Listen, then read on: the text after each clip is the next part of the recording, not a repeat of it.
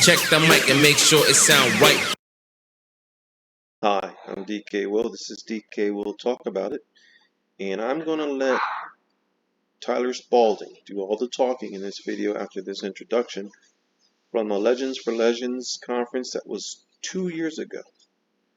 Now, one of the great things about investing privately is you can do your own due diligence and make sure that you believe in what you invest in. So I'm going to ask those of you who clicked on this to give up 30 minutes of your life to choose an investment that is absolutely positively going to give you a return in the near future beyond your wildest dreams. Why do I say that? I will offer my first example, the most familiar of digital assets, from an article done back in October of 2022. And it gives you the Bitcoin price history from 2009 to 2022, a period of 13 years. How old are you right now, viewer? How old are you right now? Keep that in mind, please. Because when you go through Bitcoin, I'm not going to read this entire article, but I will tell you what price did Bitcoin start at. Bitcoin was originally worth next to nothing. The transaction that gave Bitcoin monetary value was in October 2009, when Finnish computer science student Martti Malmi, known online as Sirius, sold 5,050 coins for $5.02, giving each Bitcoin a value of 0.0009 each. 0.0009 each. Less than a penny, less than a tenth of a penny, 9/100ths of a penny. Keep that in mind. We know where Bitcoin is now. It's over $30,000. Without going over the price history, I can tell you that it didn't take very long from that introduction in 2009 to skyrocket later. How about another very popular coin? XRP. If you'd invested $1,000 in XRP 5 years ago, here's how much you'd have now. Now I didn't read the article for that. This is a July 17, 2021 article. I read it to show you the benefit of recognizing an asset early and making a commitment with that asset early based on sound investment logic and reasoning. 5 years ago, you could buy XRP for a little more than half a penny. At that low price, a $1,000 purchase would have bought you 173,000 XRP. What would you give to have 173,000 XRP now? Because if you had bought $1,000 worth, it would be worth 6 figures now. So I am going to let Tyler Spalding talk to you about AMP. Right now, you can get 5 amps per penny. Okay, roughly 5 amps per penny. I am not a financial advisor, but if you will give the next 30 minutes of your life to take in this due diligence, and all you have to do is listen, then I encourage you to go from there to my page and to click on the links up here, uphold, and go get you some AMP. Coinbase, go get you some AMP. Gemini, go get you some AMP. Take your pick. I prefer uphold. Because today you can get 5 for a penny. And if you got a few years left to live, how old are you? would you be happy that if you could have, say, 100,000 of these coins today, and 3 to 5 years from now, they become worth $1 a piece, $10 a piece, $100 a piece? Now, with that logic, let's listen in to Tyler Spalding and hopefully motivate you to believe like me that AMP is a sleeping giant, a quiet storm just waiting to happen.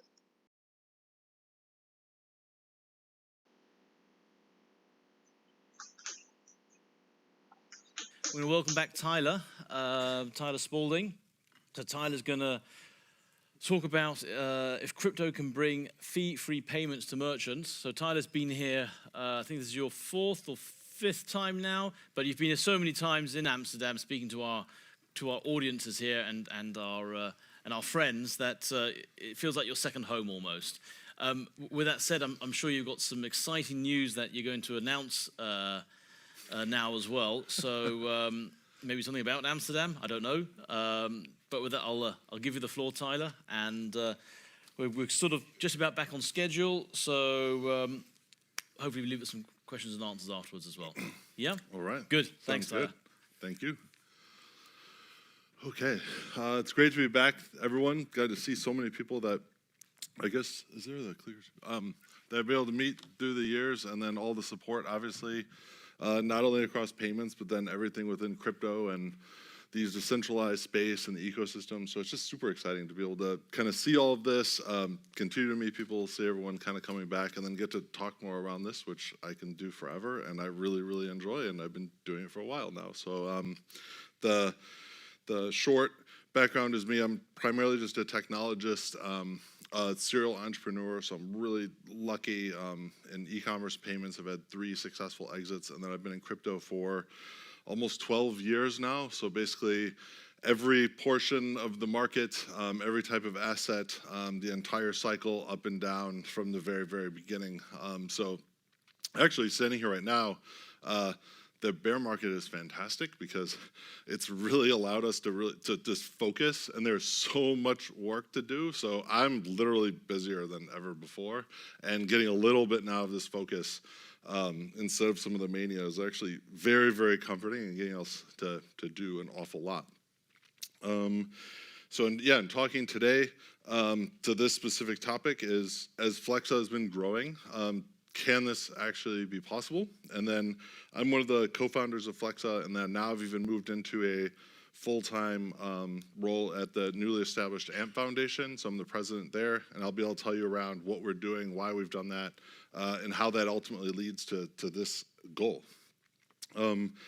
Starting off just a bit, I want to talk a little about a partner that we've engaged here. In the Netherlands, actually, if you're familiar with InnoPay. So one of the founders of InnoPay, Daly Liklama, who was supposed to be here, actually, but he's been on holiday. Otherwise, he would have been here. He's been to many of the other events.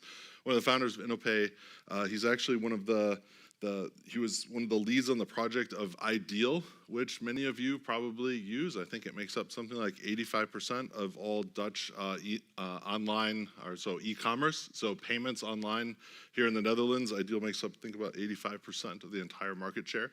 So he was one of the leads in implementing that here. So banking protocols, he was also very, very early on in kind of working and getting SEPA set up. And so depth of payments experience, 20 years or so. InnoPay has been doing this for a very long time across all different sorts of projects, very prestigious clients. And so we've engaged them now for a while, and Daly has actually been a very early supporter of us and really giving us a lot of guidance on how we navigate the EU and how that's different than the US. There are, at a high level, it all looks exactly the same, but when you get into the details, it actually can be quite different. And so the execution, the strategy, what our roadmap looks like in sort of launching in the EU in a very meaningful way, particularly as we start to go well beyond like crypto payments and getting into bank payments and other loyalty payments and things like that I've mentioned before, but particular to bank payments, exploring what it all looks like here, And there's an awful lot on this slide, but it's a very deep sort of study that we've been working with them on because we really want to do it right. Understanding who the right partners will be, what even the technology stacks look like, and again, the details. This stuff is so incredibly complicated that to do it right and to understand all the various pieces, this is something that we've just had a really big focus on. So across even these three buckets, and what's really interesting even to just take away from this in general is that the EU is very progressive, surprisingly, right? It doesn't necessarily feel like that sometimes, but in terms of the A2A payments, the open banking standards, moving away from card schemes, this is exactly what Flexa is trying to do and what Flexa aligns with. So it ultimately ends up being just the absolute perfect fit for Flexa now to really be meaningful within the EU itself. But then again, now you need to understand some of the cost structures and how do you literally make something like this work.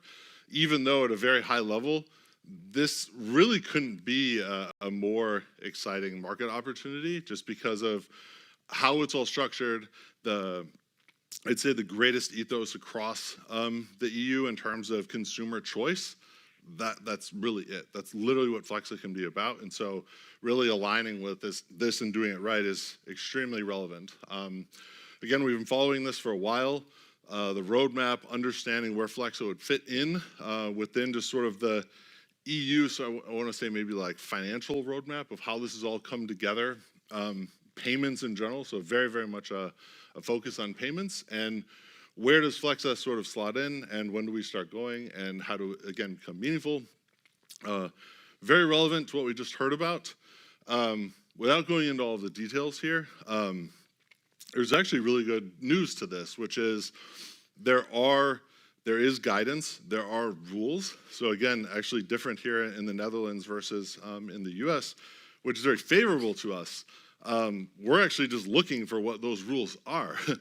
We will gladly play by them. So even being a crypto-enabled businesses, we hold all these licenses.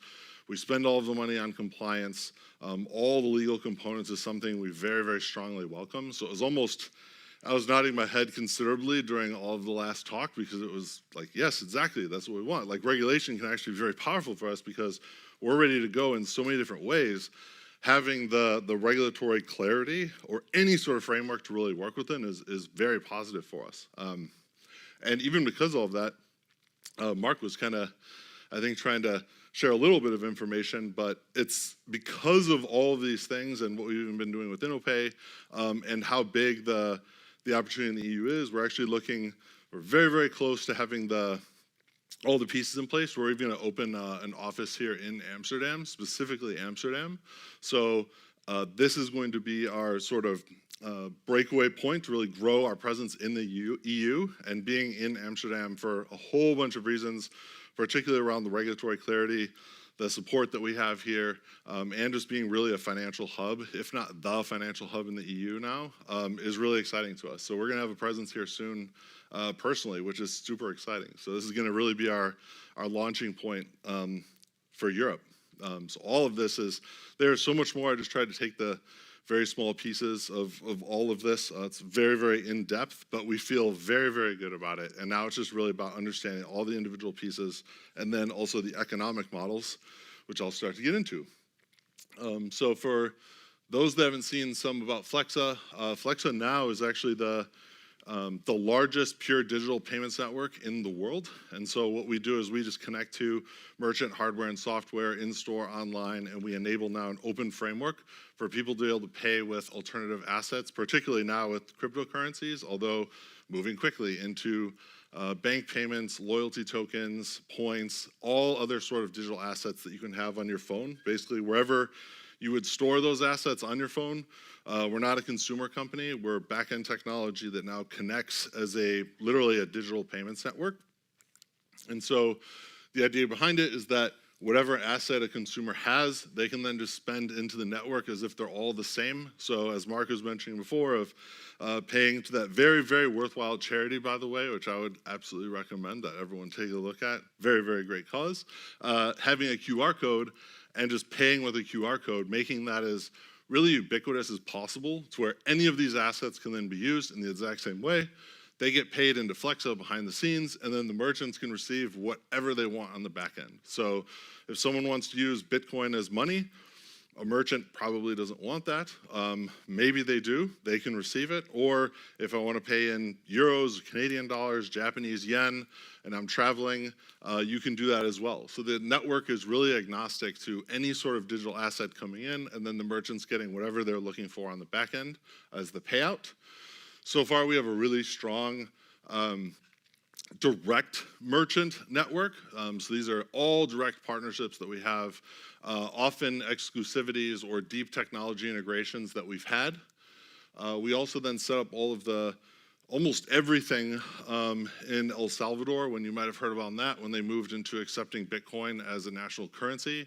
So in doing that, working with all of the largest banks in El Salvador, the largest one in particular, to where you can now pay your bills, your utility bills, you can take out loans, all through your bank using Bitcoin in El Salvador if you would like to, and that's something that Flexo powers all of that behind the scenes, as well as their largest e-commerce provider, Wampi. So it's very similar to like, so it's not necessarily an e-commerce provider, but a platform like PayPal, but it's in El Salvador. All of those payments now are running through Flexo, which is really exciting. We've learned so much in doing this because we actually did that through the Lightning Network, which the Bitcoin Lightning Network, which has actually led to so many more inventions and trials and tribulations, which I'll talk to as well. But that's been really exciting to have that all going, and that was it still is obviously ongoing, and so participating in that has been exciting. You might have seen this recently. So one of our biggest partners is Chipotle, so we power all of their digital payment acceptance. We did a fun promotion with them recently, the proof of stake due to the Ethereum merge, and we had a promotion that ran out in like a few hours. So it's super exciting that people are using Ether. Granted it was a big promotion, but nonetheless, this is out here, people are excited about it. There's a lot of marketing value to it now, but for us, it's just the very, very beginning. And that now that we have these integrations, we could really use any asset in the world. We could literally use euros to now pay through this integration that we have. So this is really just about setting all of the sort of the groundwork, getting that acceptance, which if you've got experience in payments, is one of the absolute most nightmarish things in order to set up. To get all of this penetration, to have all of this acceptance, to work with all the payment service providers, all the hardware, all the software, getting that all in place to now you actually have the roadway to do this. This is one of those mechanisms. So even though this is very fun, it's really leading into what this is starting to become, and it's happening pretty quickly. So I talked about just Flexo in general, what is really happening. So Flexo in the kind of the most general sense, that's the network. We connect with the merchants. Every sort of hardware or software point of sale system that they have, e-commerce platforms, we connect with everything. So that's really what we do as an entity, is all of that very challenging, I would say like old school fintech essentially. So the web of connecting all of that, that's what we do on the merchant side. And then we open up the platform to let literally any wallet in the world pay into the system. So there's an SDK involved where you can integrate that into your apps to have more native functionality, but you can actually do it through open source protocols as well, which we've demonstrated in a few other events where you can use any wallet that does not need to be connected to Flexo at all. That can still then work, and so that's the whole idea behind it. The one other important piece is that to make all of this really work on the back end, there's a collateral system, and this is really where the crypto component comes into play. In allowing all of these payments to now occur, if we're just accepting all different types of bank payments, different types of assets coming into the system, it would be rampant with fraud, and we need to guarantee all of our payments, and every payment that we make on Flexo is also instantaneous, so there's no waiting. It literally is the fastest payment method you can make, and the way we do that is that every single payment is collateralized, and we do that through like kind of a abstracted system, so an end user does not need to know how any of this works. They don't care how it works. They just have their phone, they have assets, they go and they pay, and they're on their way. So they don't need to know anything about how this works. But behind the scenes, there's a collateral system using a smart contract called Flexo Capacity, and then there's a network token called AMP, which is now used as collateral in the system. And the system basically checks and says, are these wallets or are these users, or where the money is coming from. Is it collateralized? And then if so, then it allows the payments to basically go through all instantaneously. And so that's sort of the real novel piece of how we put this together. And it really wouldn't have been possible. So here's the diagram of that. Sorry, it wouldn't really have been possible without having these decentralized or distributed networks, because this really isn't often when you see some startup ideas or new products, it's really this kind of like push market technology of we developed something very interesting. We think it can be valuable, so we're going to try to go sell it to everyone, hire these sales forces, and we're just going to go try and get it out into the world. This is actually very the opposite of that. It's very much pulled in by the participants, and that personally I've had more than 10 years in payments, my last company in payments, the other three of the founders actually, all having payments experience. We really just worked with the merchants and they told us what they wanted us to build for them, and then we did. And so now in kind of getting this out into the world, we couldn't have done it without having this collateral system, so we couldn't even have built it years ago. People have thought about this for a long time. It's not very hard to allow open acceptance of assets, but to do it in a fraud-proof way, you really do need some of this asset verification, which was so critical.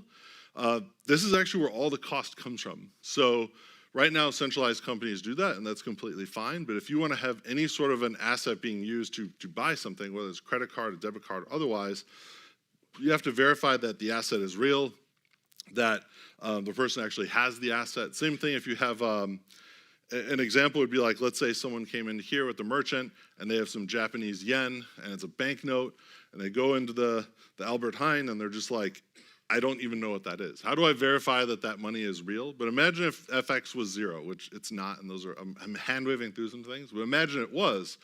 There's no way to validate the authenticity of that note. It's not part of your business in order to do so. So being able to know that the money is real, the transaction is real, and then the settlement component then would involve FX and the timing involved in basically allowing those payments to exist. That's all where all the cost comes from in payment networks. So it's up to, in my research and what I've seen and experienced empirically is around 90%. So around 90% of the entire cost of processing payments is really along the way somewhere of validating that a payment is real. And that's where chargebacks come from, it's where fraud comes from, that's all part of that same bucket. It is literally the most massive cost.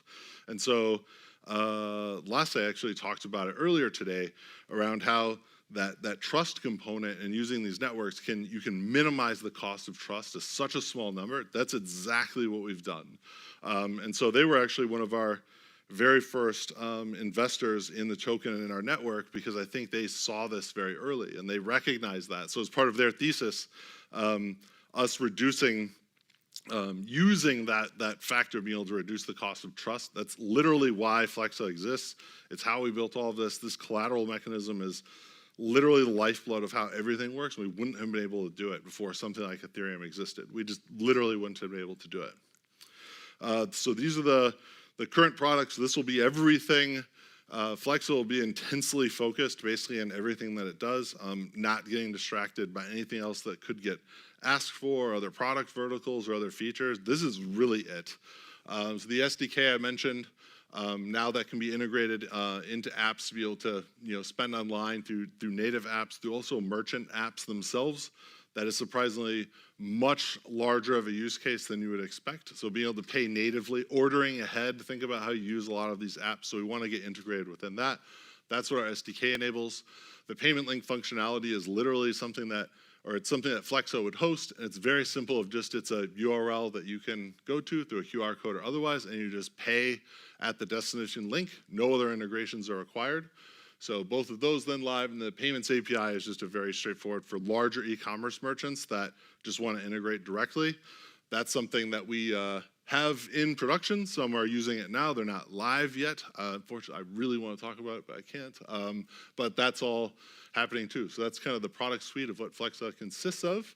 And then this is the sort of our ethos and our mission that we repeat over and over and again of like how we want to really build everything that we're doing at Flexa, literally any asset that we can imagine that has any sort of liquidity. Whatever consumers find value, they ascribe value to. They have this on their phone. They want to spend it. We want to accept it. Any app in the world, and then using it the same everywhere. Just as simple as a QR code scan. Really that proxy of that. We have these pieces of plastic in our pocket that works so well because we're so attuned. We swipe it, it works. As a consumer, I'm fine with that. That is great. And so we've now replicated this to other assets, again, that you find value with, that you have motivation to spend, loyalty points you want to spend internationally, using these assets and also getting them the cost down, which is the biggest part of what we're all talking about too.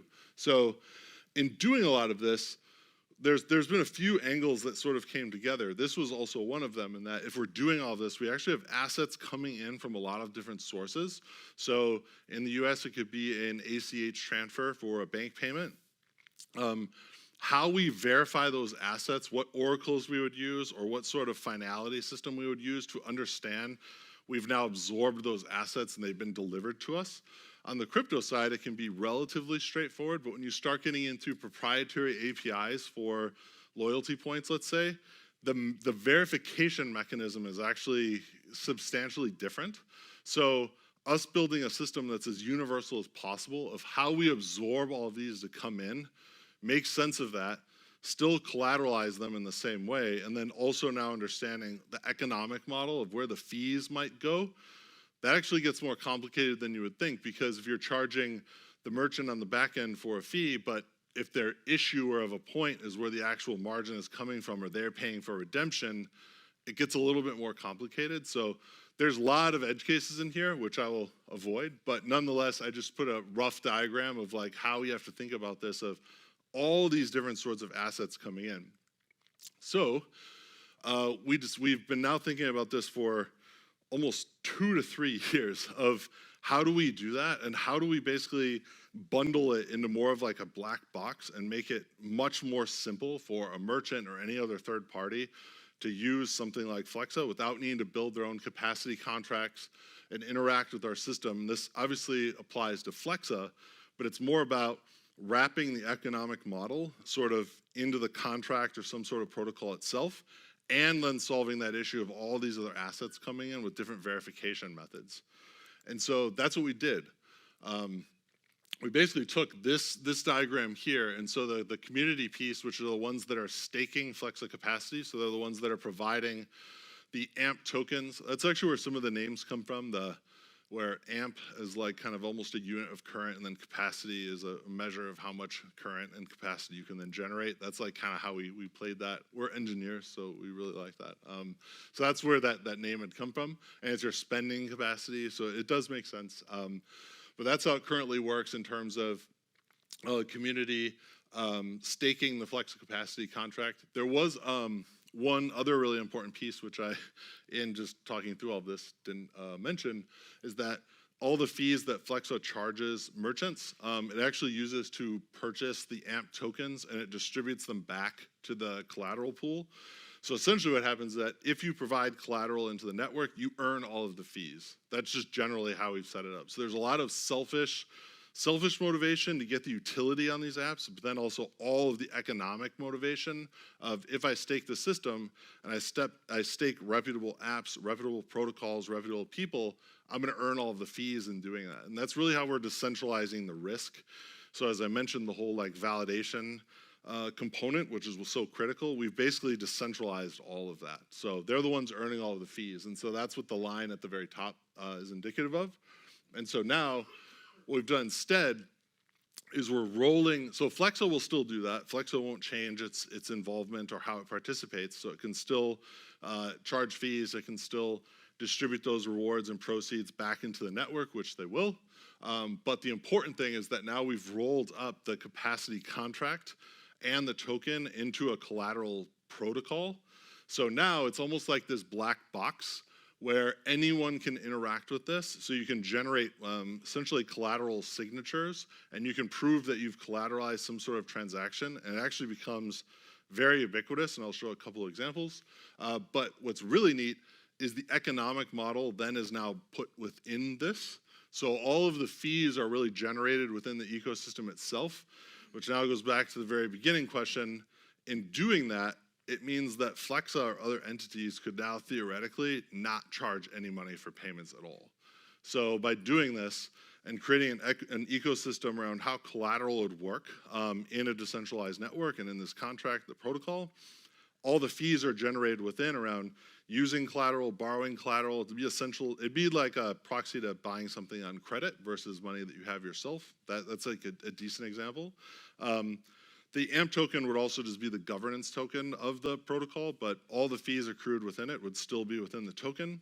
And now anyone using this protocol wouldn't need to charge fees. So essentially we can now provide free payments, or others could use this to provide free payments, because now all of the economic model is rolled up in the contract itself.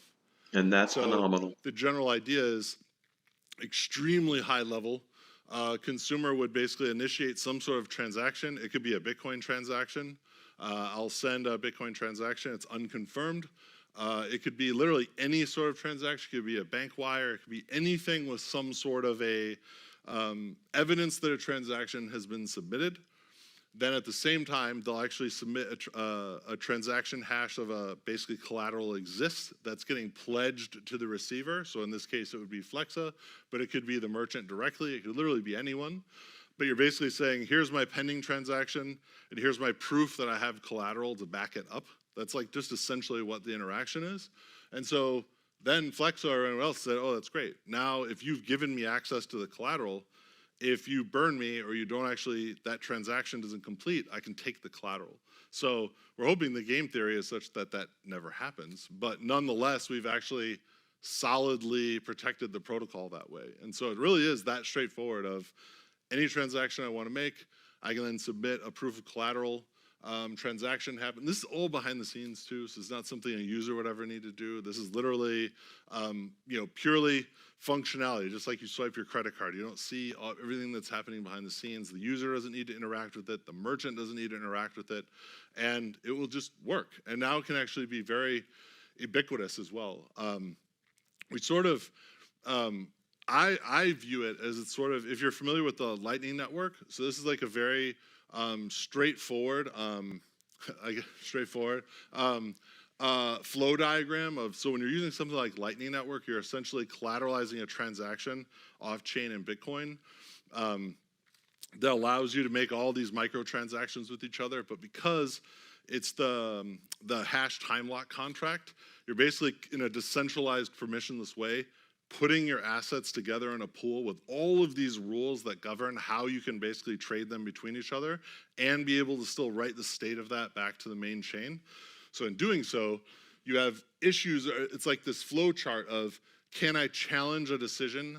What is my time window for if someone wants to cheat me and write the incorrect state of the network or the state of the channel back to the network? What are my what is my recourse? How do I challenge that? That's what that revocable delivery means. And then even the remedies. There's even timing on action. So you basically need to, if you look into it around just some of the specifications on the Lightning Network itself in terms of the timing that you need to set, the permissions that you need to set, both parties putting in the collateral. Also then that yields all sorts of issues around like free option problems or even griefing problems when you look at like how a payment could flow through a non-hub and spoke model. But those are other things I'll happily talk about if that's interesting to you. But nonetheless, it gets all these sort of complexities. It's very complex in order to put all this together in a permissionless way. Whereas what we did is just say, well, let's do this, right? Just take the person, here's my, basically a transaction that says, I'm pledging you the collateral in a provable way, right? It's on Ethereum, it's in a completely open source, verifiable contract that says, here's my collateral that I'm basically letting you hold for me while my transaction is pending. It's literally this straightforward. We've almost launched it. It's getting done. So we've got all of this now created, but this has now been, I mentioned some of the El Salvador stuff. This has literally been years in the making of figuring out all the various edge cases of doing this. We think we have more experience in this than almost anyone at this point. So that was why we really put, even myself, putting our expertise into making that work.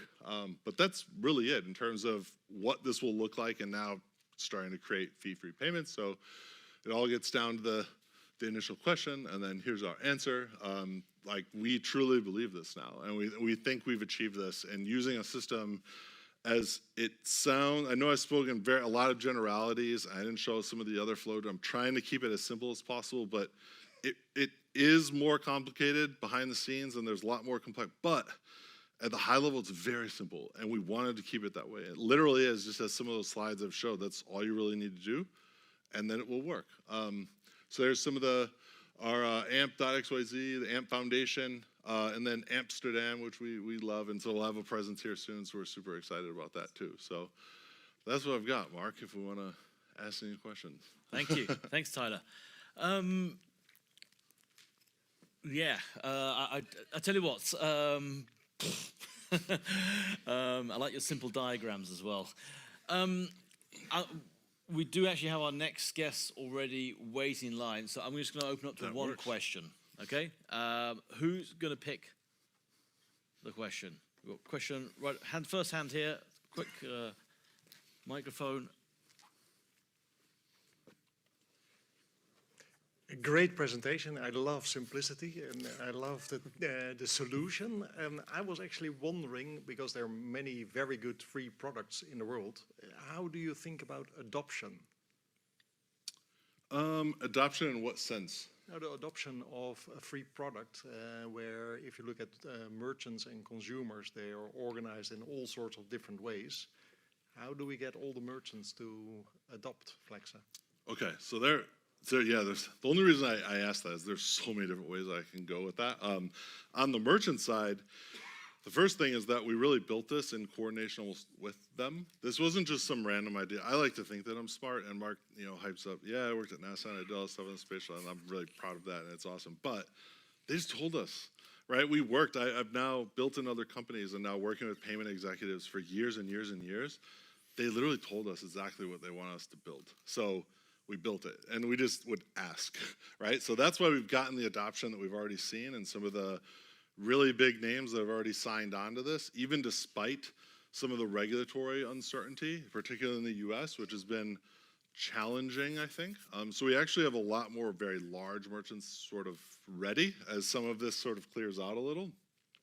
So at the end of the day, I would even kind of summarize like all my previous experiences, just like building tech that then people actually use and be meaningful, not just the stuff that I find interesting. There's a lot that's interesting. Crypto is very interesting, but if it's not usable and doesn't make money for people, I mean, really, just let's be as simple, right? If you don't do something that doesn't make money, like that's like half of like how a lot of stuff works. So for us, we built the very best product, and it absolutely is going to undeniably save them all sorts of money. It actually doesn't cost them anything further.